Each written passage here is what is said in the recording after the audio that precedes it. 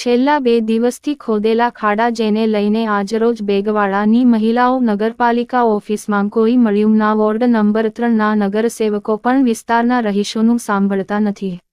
ડભોઈ શહેરના બેગવાડા વિસ્તારમાં ચોમાસાની કાસના પાણીના નિકાલ માટેની પાઇપલાઇન ચોકઅપ થઈ જવાથી વિસ્તારના રહીશો દ્વારા નગરપાલિકામાં રજૂઆત કરતા છેલ્લા 2 વર્ષ થયા કાસની સમસ્યા હોય વોર્ડ નંબર 3ના નગરપાલિકાના ચૂંટાયેલા સદસ્યો કોઈ ધ્યાન આપતા વિસ્તારના રહીશો દ્વારા નગરપાલિકામાં રજૂઆત કરતા 2-3 દિવસ પહેલા જેસીબી મશીન દ્વારા પાઇપલાઇન ખોદી નાખવામાં આવી હતી. આ પાઇપલાઇન ખોદી નાખ્યા પછી આ પાણીના નિકાલના ખોડેલ ખાડા ખુલ્લા રહેલા હોય. હાલ ચોમાસાની ઋતુ ચાલુ હોય, વરસાદ પડતો હોય, આ ખોદકામ કરેલા ખાડામાં પાણી ભરાઈ જવાના કારણે વિસ્તારના નાના બાળકો રમતા હોય, કોઈ પડી જાય તેની જવાબદારી કોની? અત્યાર સુધી આ ખોદકામ કર્યા પછી નગરપાલિકાએ કોઈ પણ પ્રકારની કામગીરી કરી નથી. વિસ્તારના રહીશો દ્વારા જણાવવામાં આવે છે કે વહેલી તકે આ કામગીરી કરે, જો નહીં કરવામાં આવે તો લોક આંદોલન કરવાની પણ ચીમકી ઉચ્ચારી હતી અને ખોદેલા ખાડામાં કોઈ બાળક અથવા માણસ પડી જશે અને અકસ્માતનો બનાવ બનશે તો તેની જવાબદારી સમગ્ર નગરપાલિકાની રહેશે નું વિસ્તારના રહીશો દ્વારા જણાવતા હતા.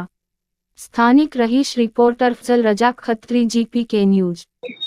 અમે બેગવાડાના રહીશો છે. બેગવાડામાં પાટલા કઈ વર્ષોથી રહીએ છીએ, પણ અમારી સમસ્યા એ વોર્ડ નંબર 3માં પાટલા 2 વર્ષથી આ સમસ્યા છે કે અમારે જે વરસાદી કાંસ જે છે પાણીની એના અંદર ભૂંગરા નગરપાલિકાના કઈ ભૂંગરા ચોકઅપ થઈ ગયા. તો અમે રજૂઆત કરેલી તો રજૂઆત પાટલા 2 દિવસ પહેલા નગરપાલિકાનું જીસીબી આવી